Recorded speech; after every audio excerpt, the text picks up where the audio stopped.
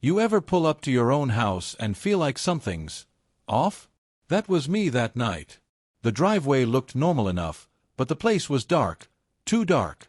Only the porch light was on, casting that dim, automatic glow like it didn't care who came home. I parked the truck, stretched out my back from the long haul. The kind of stretch that tells you you're not 20 anymore. The gravel crunched under my boots as I walked up to the front door. Cold air bit at my face, Colorado already flirting with winter.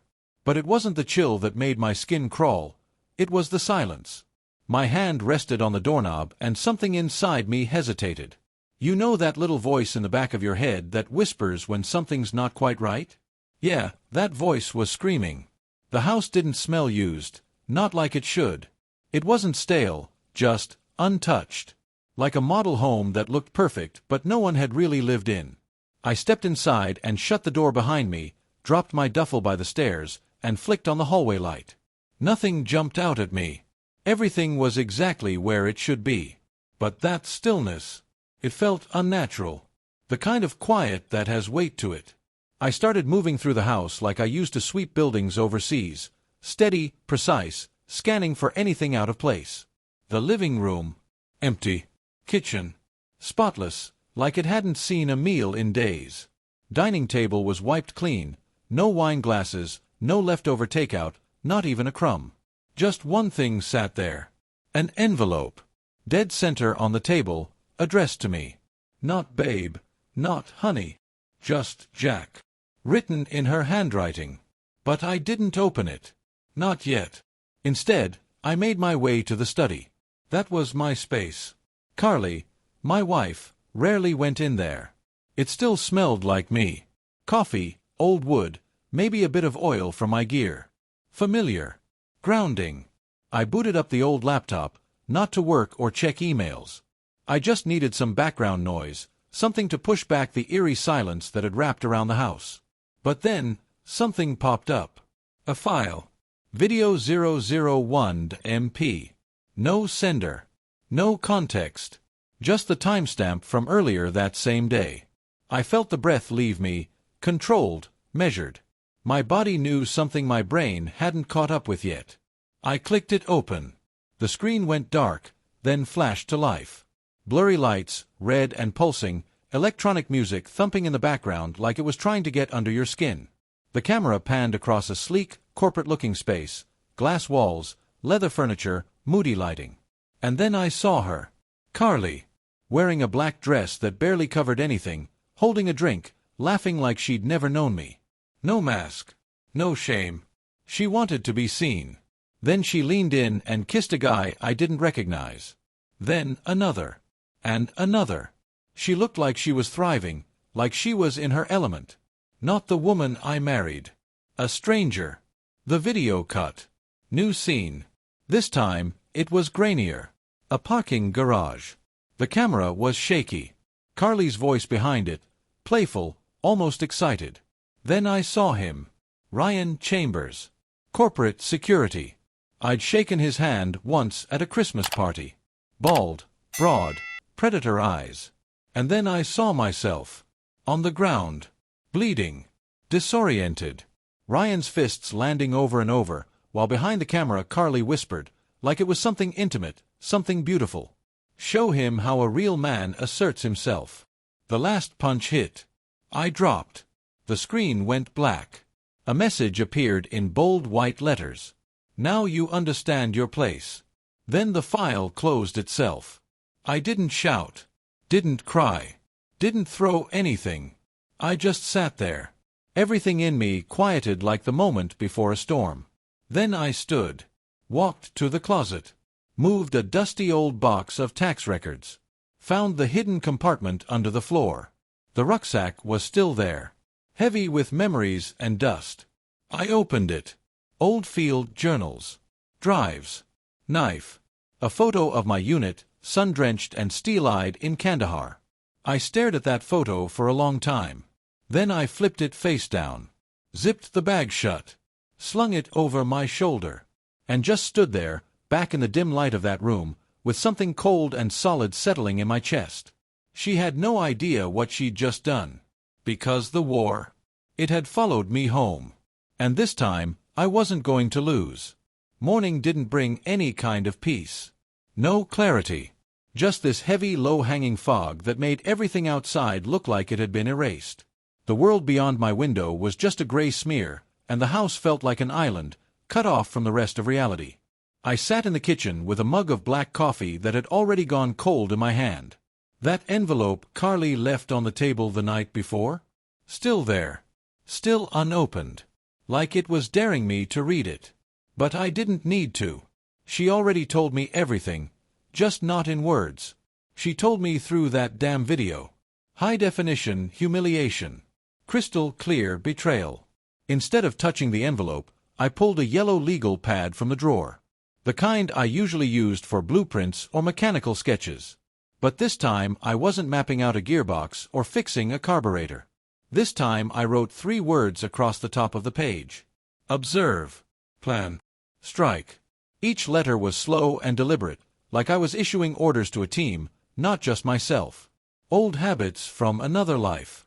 My instinct, sharp and honed by years in the field, kicked in fast. First rule, understand the battlefield. This wasn't Kandahar.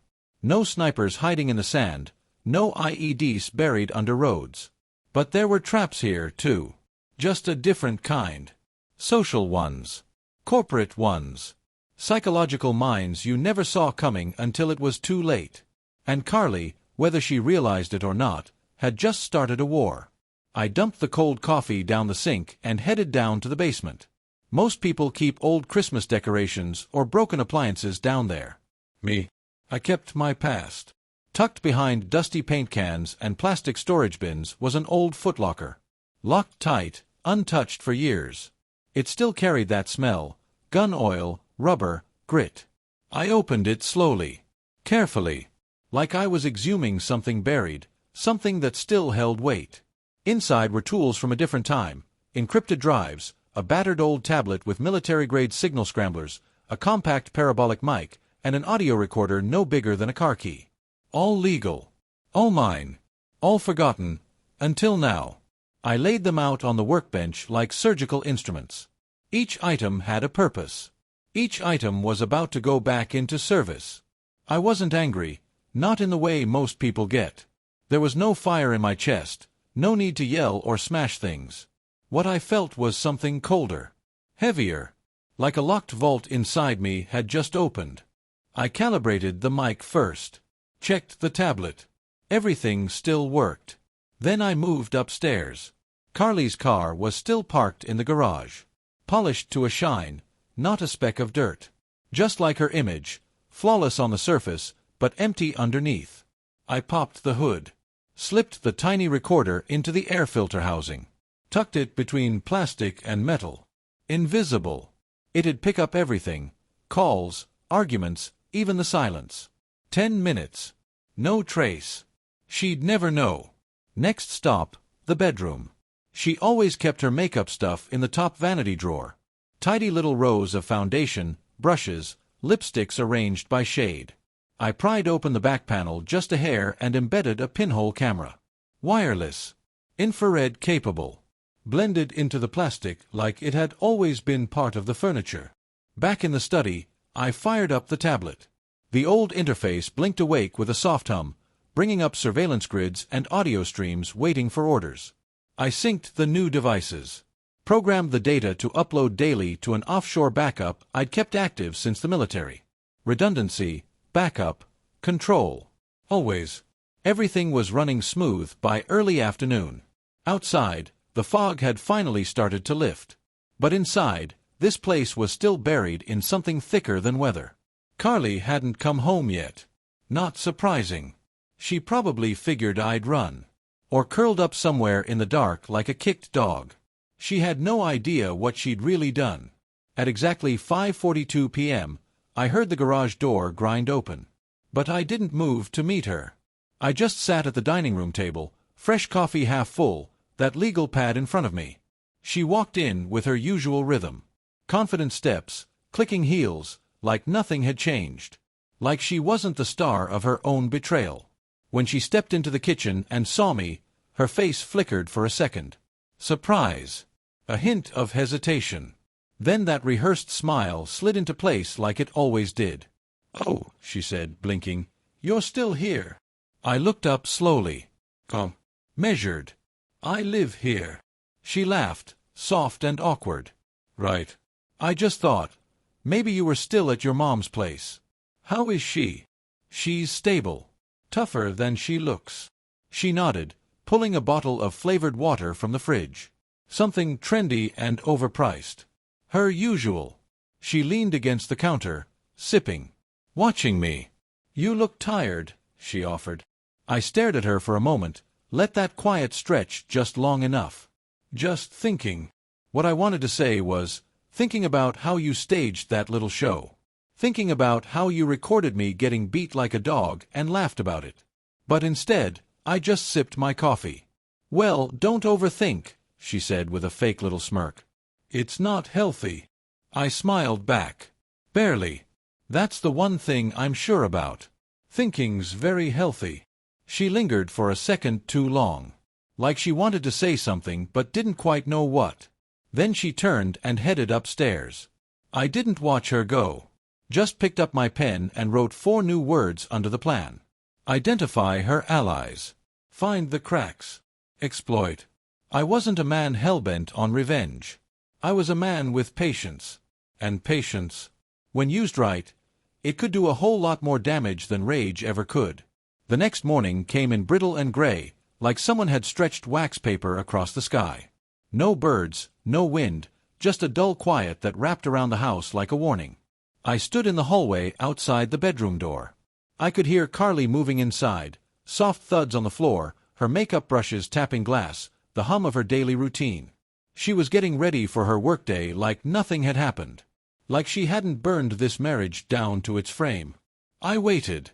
When her blow-dryer roared to life, I slipped into the study. 2 taps on the encrypted tablet, and the live feed lit up the screen. The camera I'd placed behind her vanity caught her reflection as she leaned in, applying lipstick with mechanical precision. Her phone buzzed on the counter next to a stack of luxury concealers. I turned up the synced mic. "Yeah, I saw the calendar update," she said into the phone, her voice coming through the speakers like a ghost in the walls. "He's back. Still walking around like nothing happened. It's honestly kind of funny." She laughed. That same practiced, hollow laugh I used to mistake for joy. Then she added, "Maybe I should have had Ryan hit him harder." Another laugh. Then quieter, almost like she was confiding in the person on the other end. "Don't worry. He'll crack. He always does." The call ended with a soft click. I leaned back in my chair. Still calm. No emotion showing, just the soft tap of my pen against the table as I added a name to my notes. Ryan Chambers. Confirmed. Unknown female. Likely coworker. Monitor. By noon, I was already deep into phase 2. That's when I built her. Amber Cole. Fresh-faced marketing intern from Portland. Smart. A little edgy. Just enough online footprint to pass a background check, but not enough to make anyone dig deeper. A few reposted quotes about hustle and ambition. Some fashion pins. A LinkedIn that made her look hungry and harmless. Amber was perfect. Through Amber's account, I requested access to the company's internal social app. It was one of those trendy Slack-style setups, buzzwords and emojis flying everywhere, people oversharing under the illusion of corporate transparency. They let her in within 30 minutes. From there, I started listening. Channel after channel. Hashtag coffee chat. Hashtag afterwork vibes. Hashtag Freedom Fridays. The usual office noise, full of inside jokes, cliques, and petty power games. Carly was in there. So was Ryan. And another familiar name popped up, Tina Marshall, the head of HR. Tina had been at our barbecue last summer. She brought deviled eggs and talked about inclusive team culture. Now she was posting cat gifs and casually flirting with Ryan in company chat. Then one channel caught my eye. Hashtag Room 0. Private. Invite only. Hidden from the general view. But for someone like me, who once decrypted enemy comms from a tent in the desert, it wasn't much of a challenge. I used an old military anonymizer to slip past the gate. What I found made my stomach twist. This wasn't just an after-hours hangout. It was something else. Something worse. Posts with coded language. Inside jokes that weren't really jokes. Talk of team-building exercises that sounded more like late-night orgies. Blurry screenshots of dimly lit parties in that same red-washed conference room. Some of them had masked faces, others didn't bother. And Carly. She wasn't just a participant. She was a ringleader. 2 weeks ago, she posted, "Let's see if we can top last Friday. I'm bringing my own leash." That comment got a fire emoji from Ryan. And then I saw one message that made me freeze. It was from Ryan, replying to someone about me. "Don't worry about the vet. Seen that type before, tough skin, soft core. He folds. She'll break him down." That's when my pen stopped. I stared at the screen for a long time, then started writing again. Ryan. Active predator. Weakness. Arrogance. Strategy. Pressure, not confrontation. I knew his kind. Men who thrived on control, not intelligence. Guys who ran their mouths like they ran the world, until someone bigger, someone quieter, stepped into the room. That evening, Carly came home around 7. Same click of heels, same hum under her breath. She tossed her coat on the couch like nothing had changed. I was already in the kitchen, chopping onions for stir-fry. The smell of sesame oil and ginger filled the air. She blinked when she saw me. Cooking. I didn't look up. Just kept slicing. Just keeping busy. She leaned against the counter, watching me like I was a new exhibit at the zoo. "I gotta admit," she said, "you're taking this, well. No yelling. No breakdowns. Honestly, it's kind of impressive." "Why would I yell?" I asked, dicing with slow, even strokes. "This is still my home." Her expression faltered for just a second. Like she realized she was still on my turf, not the other way around. She softened her tone. "I'm glad you're not making this harder than it has to be." Harder than what? I wanted to ask. But instead, I just nodded. No need to make things harder. We ate dinner in silence. Stir-fry was good. Clean, simple. She had no idea that while she was chewing her noodles, her empire was already under surveillance. Her kingdom wasn't crumbling. It was being dismantled. Quietly. Deliberately. Piece by piece. Monday showed up like a scalpel, sharp, sterile, and strangely quiet. I was up before dawn, back in the study with my coffee and that same yellow legal pad, now half filled with tighter and tighter handwriting. Notes. Names. Timelines. Every piece of Carly's world, mapped out in cold precision. She didn't see it yet, but I was inside her network, watching, listening, cataloging. I logged back into the mirrored version of the company's internal Slack clone through Amber's profile. Overnight, it had lit up again. New posts. New chatter. Same game. Carly had dropped a message late Sunday night. "Friday's list is set. Go big or go home. Room Zero's gonna need a new lock after this." Attached was a photo. Blurry. Red-tinted. Her, legs crossed, sitting on the edge of that same conference table. Drink in one hand. 5 other people standing around her, faces bare or wearing masks. One of them wore Ryan's watch. She wasn't hiding anymore. She was flaunting it. But I wasn't focused on the image. I scanned the usernames tagged in the post, and one name made my hand freeze mid-note. Tina Marshall, HR Queen. The same woman who once smiled at me across a grill and made jokes about safe workspaces. Now she was toasting shirtless interns in a locked Slack channel. Carly's protection wasn't just a circle of friends. She had gatekeepers. But HR. That was a weak spot. A soft belly hiding under all that corporate armor. Because HR isn't invincible, it's just people. People who panic. People who break. By lunchtime, I was downtown in a button-up and clean jeans, looking like just another quiet guy heading to a job interview. I didn't go to the front desk. Didn't drop names. Just left an envelope at the mailroom. No return address.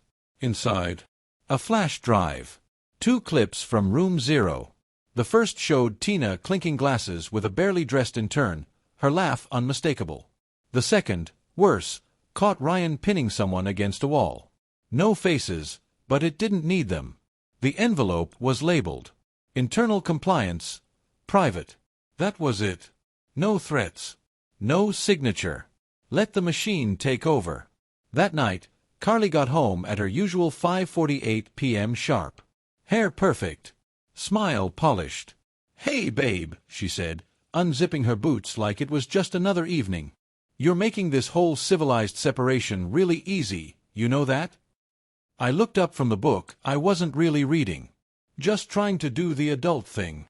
She tilted her head, amused. No yelling, no blaming. Honestly, I'm impressed, or maybe a little worried. I gave her a small, practiced smile. "What's there to yell about?" She paused, watching me like I was a puzzle with pieces missing. Then she kissed me on the cheek. No warmth. No intimacy. Just habit. Like clocking out of a shift. "I'm gonna take a bath. Long day." She walked upstairs without looking back. As soon as I heard the water start running, I tapped into the tablet beside me. Live audio. In the bathroom, her voice echoed low and fast, almost whispering. "Hey, Tina. Did you get something weird today? I got a call from Jenner in compliance. They're asking questions." Pause. "No, I have no idea. Yeah, probably some uptight intern. Maybe Amber. She hasn't posted since Friday." Another pause. "Yeah, I'll talk to Ryan." Click. I leaned back. One tap of my pen against the desk. They were rattled. Perfect. Later that night, I sat in the garage. Light spilling from a single overhead bulb, casting hard shadows on the concrete. Her phone had been syncing wirelessly to my secure backup drive all day. Texts, calls, voicemails, everything from the last 6 months pulled in silently. I didn't need every message. Just one. At 2:17 a.m., I found it. A thread between Carly and a contact listed as RB. From the night of the beating. Carly, he didn't fight back. RB, told you. Carly, he just curled up. It was almost pathetic. RB, then we're done? Carly, not yet. I want him small first.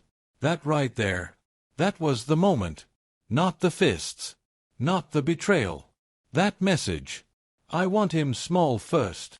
She wasn't trying to hurt me. She was trying to erase me. And that's when something in me shifted. Hardened. Not broken. Not even angry. Just resolved. Like steel pulled from a flame, forged into something new. She wanted a puppet. She forgot who she married. I spent my life pulling strings in places far worse than this. And now, I was just getting warmed up. Wednesday rolled in under a steady curtain of rain. Long sheets of it blurred everything outside into watercolor. The kind of storm that didn't make noise, it just soaked you through slowly. I was parked across the street from the coffee shop Carly visited every Wednesday morning with her little corporate clique. They were always dressed like extras from a Netflix office drama, heels too high, suits too sharp, ambition dripping off them like cheap perfume. I watched them filter in through the fogged glass. Carly showed up last, of course. Laughing. Always making an entrance. I leaned back in my truck, raindrops ticking on the roof like a countdown. My tablet sat on the passenger seat, streaming a live feed from the mic I'd planted in her car. 10 minutes before she pulled in, she'd taken a call. "Yeah, Tina's in full panic mode," she said, trying to sound amused but tightening underneath. "Compliance must have picked up something real. Ryan says we need to tighten the circle, whatever that means." A pause. I told him to stop texting and start acting. "And Ethan? He's just walking around. Existing. That's all he's doing. And it's working. He won't do anything. He can't." I smiled at that. She still didn't get it. By late morning, I saw the first fracture. Tina Marshall, the HR queen herself, went dark on the internal chat. No memes, no morning pep posts. Nothing. For someone who usually blew up channels before 9 a.m., her silence was a flare. Carly noticed too.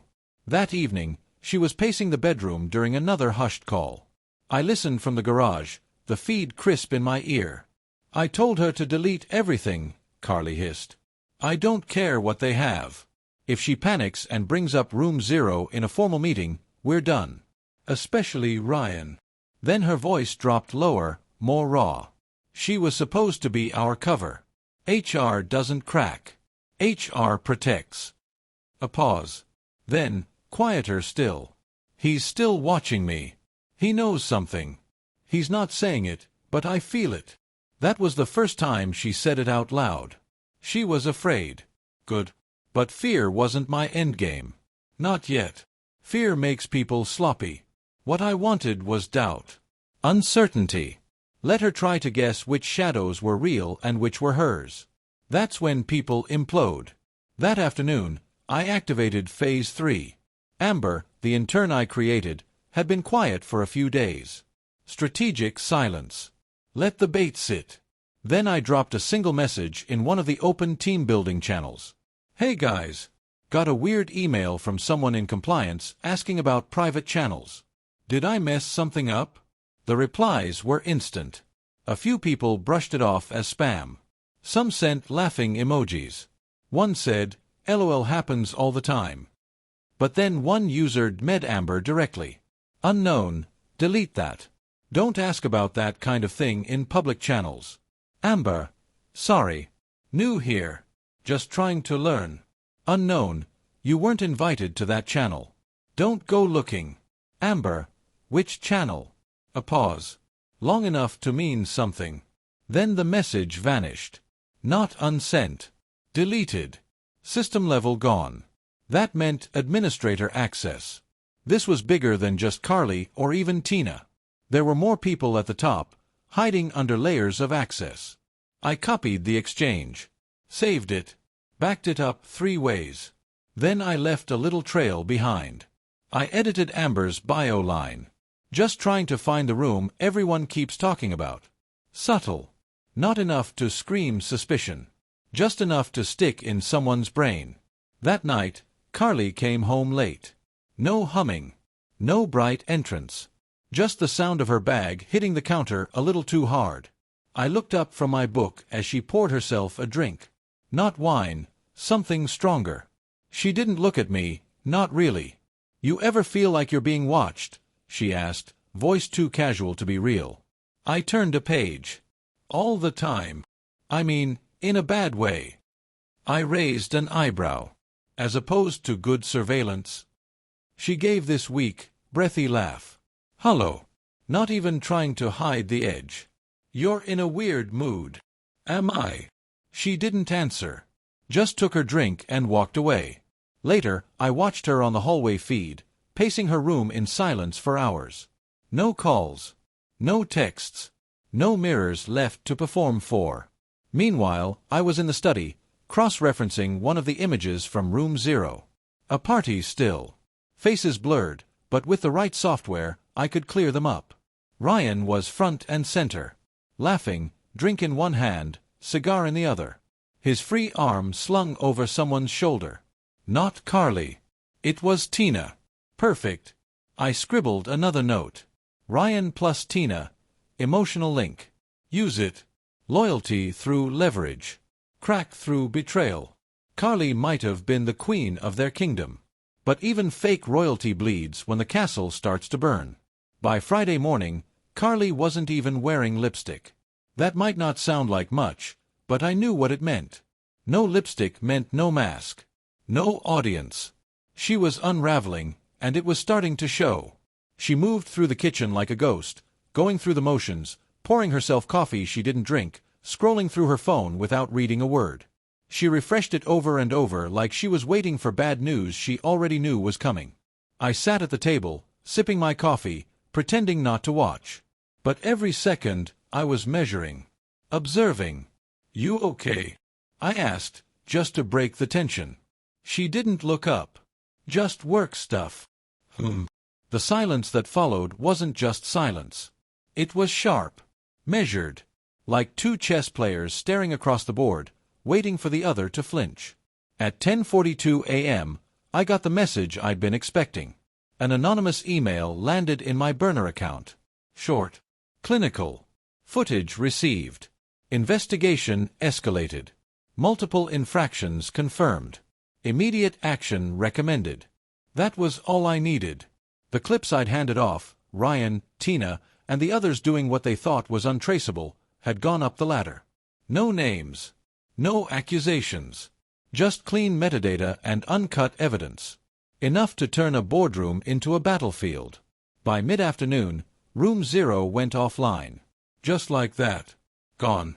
The hive had scattered. Carly didn't know yet. But her kingdom, it was already in flames. I spent the rest of the day in the garage, cleaning tools I didn't need to clean. It was meditative. Honest. While my hands moved over wrenches and oil-stained sockets, my mind stayed sharp. Then I heard it. A scream from inside the house. Not loud. Just sharp. Frantic. I didn't jump. I didn't run. I wiped my hands with a rag and walked inside, each step slow and quiet. I found her in the bedroom, sitting on the edge of the bed, her phone dangling from her hand like it had electrocuted her. Her eyes were locked on the screen. Frozen. Drained. I leaned against the doorframe. Something happened. She didn't answer. So I walked over, picked up the phone, and read the screen. Urgent. Suspension pending internal review. Access revoked. She sat there like the breath had been knocked out of her. They're saying there's an investigation, she whispered. But I didn't do anything wrong. Everyone was part of it. I looked at her. Calm. Still. But you led it. Her head jerked up. You don't understand. It's how we blow off steam. It's harmless. Nobody got hurt. I took a breath. Let it sit between us. Except me. Her mouth opened. Closed. She shook her head, voice shaking. Ethan, you're blowing this out of. No, I said, quiet and final. You already did that. She didn't cry. Not really. She just sat there, shoulders heaving once. Maybe twice. No sound. No emotion. Just hollow. Empty. That night, I watched the internet light up. Tina's resignation hit industry blogs. Fast. People whispered about inappropriate conduct, about someone at the top being involved in something coercive. And Ryan. By midnight, he was gone. Scrubbed from the company site. LinkedIn deleted. Instagram wiped clean. The rest would follow. I passed by Carly as she sat on the bed with a wine glass she wasn't drinking. She didn't say anything. Neither did I. There was nothing left to say. At 2:13 a.m., I stepped out onto the back porch. The night was cold and still. Stars barely visible through thin cloud cover. I struck a match and held it to a folded photo. Carly and her office crew, mid-party, all champagne and glitter. The paper curled, blackened, and turned to ash. No speech. No revenge rant. Just closure. The house behind me stayed silent. But not the tense kind of silence from before. This one was final. By morning, I was packed. One bag. A military-grade laptop. A folder of documents. And one small wooden box. Inside it, my old unit photo. The real one. Sun blazing. Eyes clear. Brothers. I placed it gently in the glove box. When I turned around, she was standing in the hallway. No makeup. No armor. Just her sweatshirt from the night before and eyes that looked dull. Not teary. Just empty. I saw the papers, she said. I nodded. Divorce folder. Left it on the table. You could have destroyed me, she said. Like, really destroyed me. I didn't. She took a step forward. Like she didn't understand. Why? I studied her. Not with hate. Not even with anger. Just with the kind of detachment you feel when you read a story that's already ended. Because I didn't need revenge, I said. I needed clarity. Her voice cracked. And did you get it? I didn't answer with words. I opened the folder. My signature was already there. I handed her the pen. She stared at it. Then, slowly, she signed. The scratch of that pen against paper? Louder than any argument we ever had. It was done. As she handed the folder back, she asked, "Where will you go?" I looked around the house one last time. The couch we picked together. The kitchen island where we used to cook side by side. The photos on the walls still pretending we were happy. I've got places, I said. I stepped toward the front door. My hand touched the knob. Then I paused.